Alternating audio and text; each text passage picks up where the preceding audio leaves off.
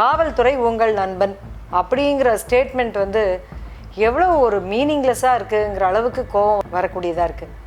இன்றைக்கு கூட காவல் நிலையம் எல்லாத்தையும் பூட்டி வச்சிட்டோம்னா, யாருமே வேலை செய்ய மாட்டாங்கன்னா குற்றங்கள் பெருகி போகும் அப்படிங்கிறதுல நமக்கு எந்த சந்தேகமும் கிடையாது. ஆனால் குறிப்பாக இந்த விஷயத்தை பொறுத்த வரைக்கும் காவல்துறையில் லாக்கப்பில் கஸ்டோடியல் டார்ச்சர் அப்படின்னு சொல்லக்கூடிய காவல் கொட்டடி சித்திரவதை அப்படிங்கிறது நடக்கக்கூடாதுங்கிறது சட்டத்தில் இருக்கக்கூடிய விஷயம். ஆனால் இந்த விஷயம் சட்டத்தில் இருக்குன்னா எந்த சட்டத்தில் இருக்குது? சர்வதேச ஒப்பந்தத்தை இந்தியா வந்து கையெழுத்து போட்டிருக்கு, ஆனால் ராட்டிஃபை பண்ணலன்னா என்னுடைய நாட்டில் இந்த சட்டத்தை, இந்த ஐநா சபையினுடைய சர்வதேச ஒப்பந்தத்தை நடைமுறைப்படுத்துவேன் அப்படிங்கிற உத்தரவாதத்தை ஒரு பொது மன்றத்தில் இந்தியா கொடுக்கல அப்படிங்கிறது தான். சாத்தான்குளத்தில் நடந்த ஜெயராஜ் பென்னிக்ஸ் கொலைக்கு பிறகு திருவண்ணாமலை கிளைச்சிறையில் தங்கமணி என்கிறவர் உயிரிழந்தார். அதன் பிறகு இங்கே கொடுங்கையூரில் அப்பு என்கிற ராஜசேகர் உயிரிழந்தார். சென்னையில் இருக்கக்கூடிய செக்ரட்டேரியட் காவல் நிலையத்தில் விக்னேஷ் என்கிற 25 வயது இளைஞர் அவர் உயிரிழந்தார். இது எல்லாமே கொலைகள். விக்னேஷ் கொலையிலையும் சரி, அப்பு என்கிற ராஜசேகர், திருவண்ணாமலை தங்கமணி, இதில் இருக்கக்கூடிய கொலைக்கு காரணமான காவல்துறை அல்லது ஒரு நீதிமன்றத்தினுடைய காவலில் இருந்த கிளைச்சிறை அதிகாரிகளினுடைய கொலை, இது அத்தனையிலுமே இவர்கள்லாம் வெளியே தான் இருக்காங்க. அப்போ திரும்ப இது நடக்கும்போது தமிழக அரசாங்கத்திற்கும் இந்தியாவிலும் இதற்கான சட்டம் இல்லைங்கிறது மிகப்பெரிய ஒரு கேள்விக்குறி.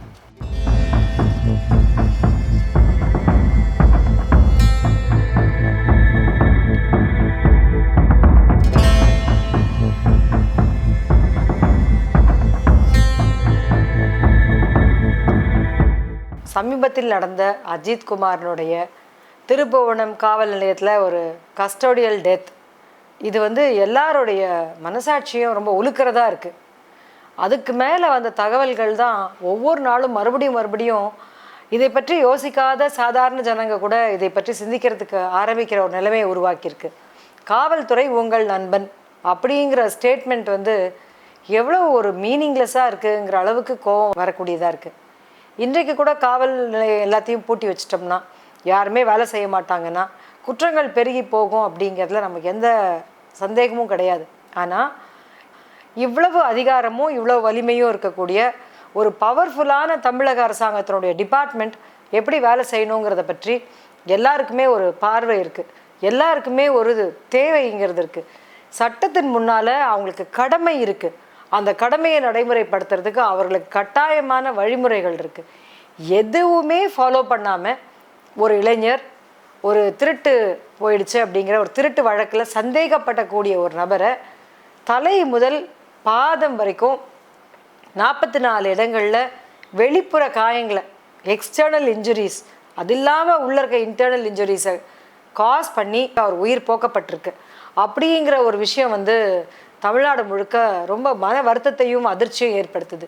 இன்னும் சொல்லப்போனால் சமூக நீதியையும் பெண்களுக்காகவும் குழந்தைகளுக்காகவும் மற்ற மாற்றுத்திறனாளிகளுக்காகவும் பணி செய்யக்கூடிய ஒரு மோசமான ஒரு அடிப்படைவாத அரசியலை மறுக்கிற ஒரு தமிழக அரசாங்கத்தினுடைய ஒரு முக்கியமான துறையாக இருக்க காவல்துறையின் மேல் விழுந்திருக்கக்கூடிய பெரிய கரும்புள்ளி அப்படிங்கிறதுல ஒருத்தருக்குமே ஒரு சந்தேகமே இல்லை.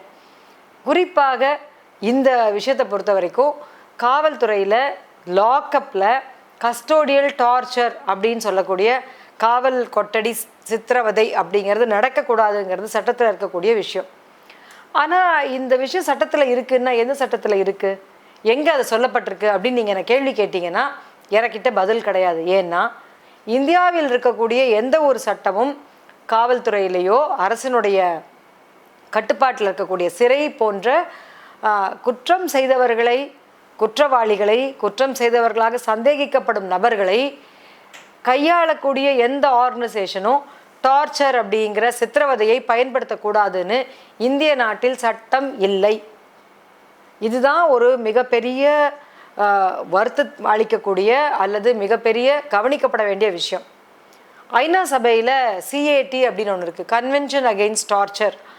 இந்த சர்வதேச ஒப்பந்தத்தை இந்தியா வந்து கையெழுத்து போட்டிருக்கு, ஆனால் ராட்டிஃபை பண்ணலன்னா என்னுடைய நாட்டில் இந்த சட்டத்தை, இந்த ஐநா சபையினுடைய சர்வதேச ஒப்பந்தத்தை நடைமுறைப்படுத்துவேன் அப்படிங்கிற உத்தரவாதத்தை ஒரு பொது மன்றத்தில் இந்தியா கொடுக்கல அப்படிங்கிறது தான் இன்றைக்கு நான் சொன்ன இந்தியாவில் காவல்துறையில் சித்திரவதைக்கு எதிராக ஒரு தனி சட்டம் இல்லை, எங்கேயுமே அதற்கான ஒரு சட்டமாக இல்லை அப்படிங்கிற விஷயம். இது இந்தியாவினுடைய தமிழகத்தினுடைய அடிப்படையான அவசியமான உடனடியான தேவை அப்படின்னு நினைக்கிறோம். ஏன்னு சொன்னால் ஒரு சித்திரவதைக்கு எதிரான ஒரு சட்டம் இருந்தால் தான் காவல்துறையில் எவ்வளவு அதிகாரம் கொடுத்தாலும், துப்பாக்கி கையில் கொடுத்துருக்காங்க, லத்தியை கொடுத்துருக்காங்க, அவர்களை விசாரிக்கும் அதிகாரத்தை கொடுத்துருக்காங்க. இத்தனை அதிகாரத்தை கொடுத்திருக்கும் பொழுது அவங்க சட்டத்தின் வரையறைக்குள்ளாக தங்கள் விசாரணையையும் தங்களுடைய புலனாய்வையும் தங்களுடைய எல்லா விதமான குற்றங்களை கண்டுபிடிப்பதற்கான வேலையையும் செய்வதற்கு சித்திரவதையை பயன்படுத்தக்கூடாது அப்படிங்கிற சட்டம் இல்லாமல் இருக்கும்போது இவங்களை கேள்வி கேட்க முடியாமல் கேட்பாரற்று இம்ப்யூனிட்டின்னு சொல்லுவோம், அவர்களுக்கு குற்றத்துக்கான ஒரு நிலைமையே இல்லாமல் இருக்கக்கூடிய நிலைமை இருக்குது. நம்ம அனைவருக்குமே பல்பீர் சிங்ங்கிற ஒரு பயிற்சி ஐபிஎஸ் அதிகாரியை பற்றி ஞாபகம் இருக்கும். அம்பா சமுத்திரத்திற்கு உட்பட்ட அந்த ஒரு டிஎஸ்பியாக காவல்துறை கண்காணிப்பாளராக ஆவதற்கு முன்னால் இருக்கக்கூடிய ஒரு பயிற்சி காலத்தில் இந்த ஐபிஎஸ் ஆஃபீஸர் சந்தேகிக்கப்படும் நபர்களை பற்களை பிடுங்குவதுன்ற ஒரு மோசமான ஒரு சித்திரவதையை கையாண்டார். அவரை சஸ்பெண்ட் பண்ணாங்க, அவருக்கு எதிரான ஒரு நடவடிக்கை எடுக்கப்பட்டது. ஆனால் இன்றைக்கு அவர் அதே பொறுப்பில் வேற ஒரு இடத்துல ஐபிஎஸ் அதிகாரியாக பணி செய்து கொண்டிருக்கிறார். அப்போ இம்ப்யூனிட்டி அப்படின்னு சொல்லி அவருக்கு எந்த விதமான சட்டத்திற்கு உட்பட்ட நடவடிக்கைக்கும் அல்லது சட்டத்திற்கு பதில் சொல்ல வேண்டிய பொறுப்புக்கூறல், அக்கௌண்டபிலிட்டி இல்லாமல் இருக்க ஒரு நிலைமையை தான் இது வந்து ரொம்ப தெளிவாக காட்டுது.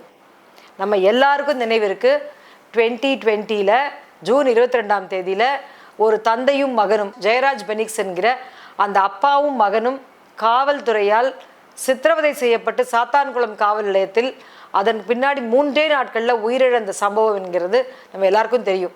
அந்த காவல்துறையில் நடந்த அந்த கொடுமைக்கு எதிராக அந்த இளைஞரையும் அந்த அப்பாவையும் கொண்டு போய் நீதிமன்றத்தில் நிறுத்தும் போது அந்த ஜுடிஷியல் மேஜிஸ்ட்ரேட் அவ்வளவு மோசமான நிலைமையிலையும் அவரை சிறையில் அடைப்பதற்கு உத்தரவு போட்டாருன்னு சொல்லி காவல்துறை, புலன் விசாரணை, நீதித்துறை எல்லாமே கேள்விக்குள்ளாக்கப்பட்டது.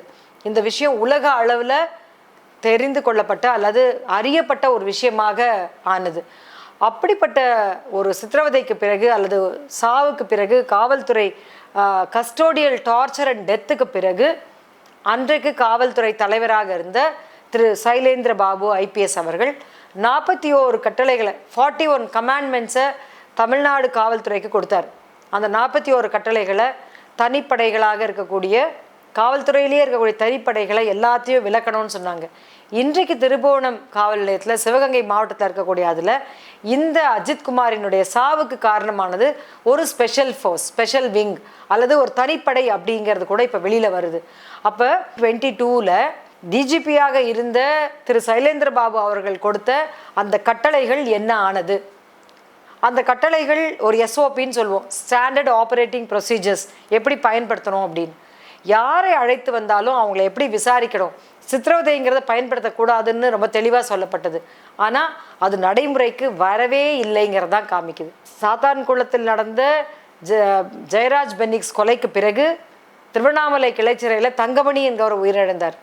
அதன் பிறகு இங்கே கொடுங்கையூரில் அப்பு என்கிற ராஜசேகர் உயிரிழந்தார். சென்னையில் இருக்கக்கூடிய செக்ரட்டேரியட் காவல் நிலையத்தில் விக்னேஷ் என்கிற 25 வயது இளைஞர் அவர் உயிரிழந்தார். இது எல்லாமே கொலைகள்.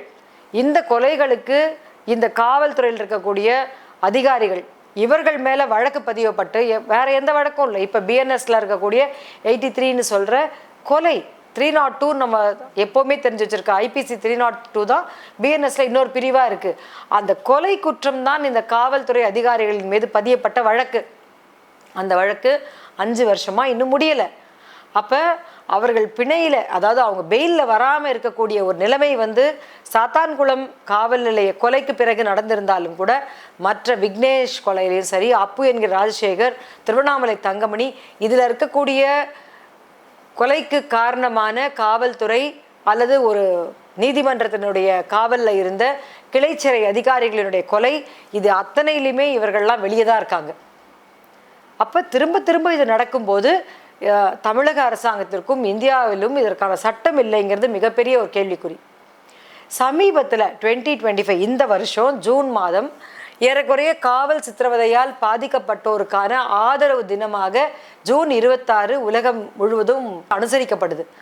ஐநா சபையில் இதற்காக ஐநாவினுடைய மனித உரிமை அமைப்பான ஹியூமன் ரைட்ஸ் ஆர்கனைசேஷனுக்கு கீழே OMCT அப்படின்ற உலக அளவில் இருக்கக்கூடிய டார்ச்சருக்கு எதிராக ஒரு அமைப்பு, வேர்ல்டு ஆர்கனைசேஷன் அகெயின்ஸ்ட் டார்ச்சர் அப்படிங்கிற OMCTங்கிற ஒரு தனியான ஒரு அமைப்பு. அது ஐநா சபையின் அமைப்பு அல்ல, ஆனால் உலக அளவில் இருக்கக்கூடிய ஒரு அமைப்பு பல நாடுகள்லையும் எப்படி ஒரு டார்ச்சர் அப்படிங்கிற சித்திரவதை என்பது தொடர்ச்சியாக கையாளப்படுது, இது மனித மாண்புகளுக்கு எதிரானது, பல ஐநாவினுடைய சர்வதேச ஒப்பந்தங்களுக்கு எதிரானது அப்படிங்கிற விஷயங்களில் இந்த கேட்டுங்கிற இன்டர்நேஷ்னல் கன்வென்ஷன் அகெயின்ஸ்ட் டார்ச்சரில் உலக அளவில் பல நாடுகள் கையெழுத்து போட்டிருக்கு.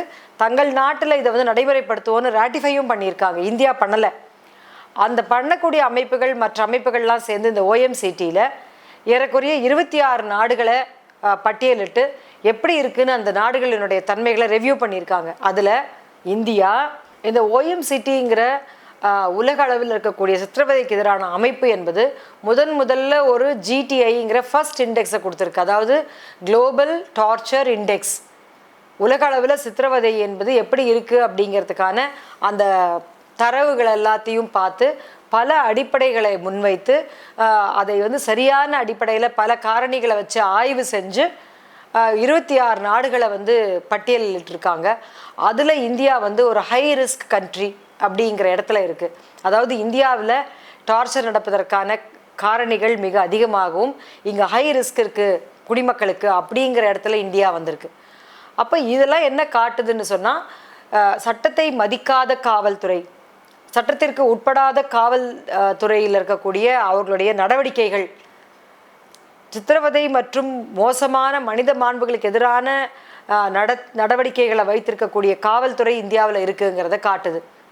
மிக சமீபத்தில் வந்த பத்திரிகைகளில் வந்த தரவுகளின்படி யூபிங்கிறது காவல்துறை சித்திரவதைகளில் மிக அதிகமாக இருக்குது. 2640 காவல்துறை கொட்டடி மரணங்கள் நடந்திருக்கு ஒரு குறிப்பிட்ட காலத்திற்குள்ளாக, 5 ஆண்டுகளுக்குள்ளாக. தமிழ்நாடு அதில் ஒரு 5வது 6வது இடத்துல இருக்குது.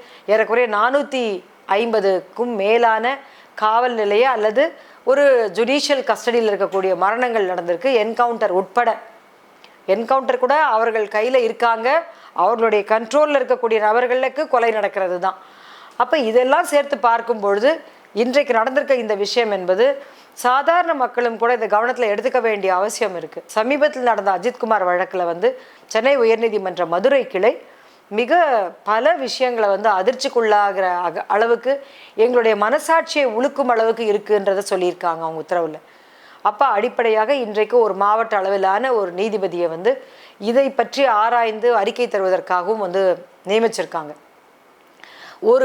ஒரு சாதாரண இளைஞரை ஒரு 10 சவரன் அல்லது 8 சவரன் நகைக்காக 44 இடங்களில் வெளிக்காயங்கள் ஏற்படுற அளவுக்கு சித்திரவதை செய்திருக்காங்க அப்படின்னா அது எவ்வளவு பெரிய மோசமான ஒரு மனித மனத்தை அல்லது குரூரத்தை, வக்கிரமான மனநிலையை கொண்டிருக்கிறவர்களை அதிகாரம் கொடுத்து வச்சிருக்குங்கிறத ரொம்ப காட்டக்கூடியதாக இருக்குது.